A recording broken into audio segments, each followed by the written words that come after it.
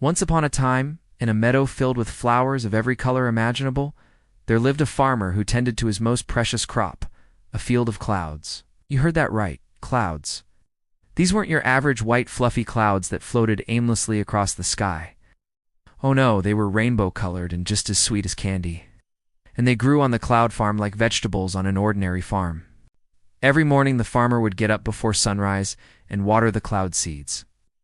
He'd take out his hoe and weed out the grumpy gray clouds that tried to grow among the happy, colorful ones. Then he'd feed the clouds with moonbeams and watch as they bloomed into all shapes, sizes, and colors. His cloud farm was famous all over the land, and people would come from far and wide to buy his cloud hay. One day, a little girl named Lily skipped down a hill and approached the farmer. "Mister," she asked, "may I please buy some cloud hay to take home to my little brother? He's been sick for a while, and the doctor said that if he could just take a deep breath and relax, he'd be better as new."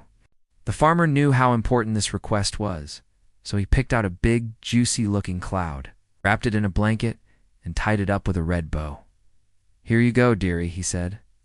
"This is a super special cloud just for your brother. It's one of our biggest and fluffiest. I'm sure it'll cheer him right up."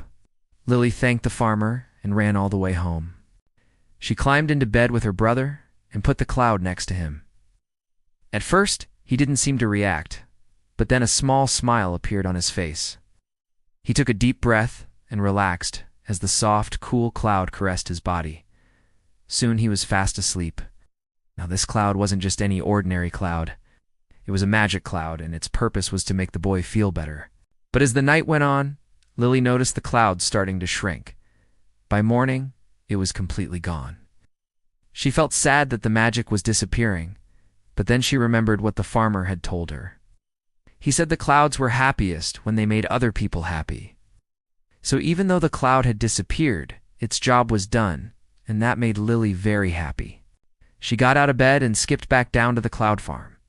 When the farmer saw her, he asked, "Well, how is your brother?" "Oh, he's so much better," Lily exclaimed. "That cloud you gave me was just what he needed. He's going to be as good as new in no time." The farmer smiled. He was glad he could help, but he was also curious. "You said the cloud disappeared, didn't it?" Lily nodded. "Yes, it did." The farmer thought for a moment. I think I know which cloud that was. It was one of the youngest and most energetic clouds on the farm. I always knew it had something special inside of it, but I didn't know what. Maybe it sensed your brother's sadness and wanted to help." Lily's eyes widened. "Do you think it's still around?"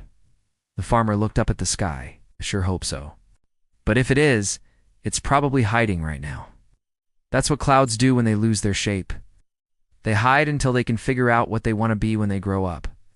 As they talked, Lily noticed a small, shy cloud hiding behind a big, puffy one. She couldn't see its color or shape because it was so timid.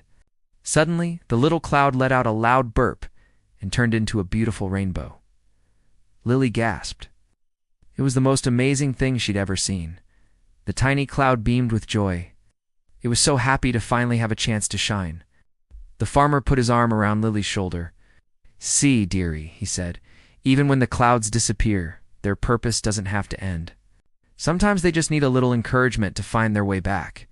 And that's exactly what happened. With a little bit of love and care from the farmer and the girl, and the magic of the cloud farm continued to spread happiness to everyone around.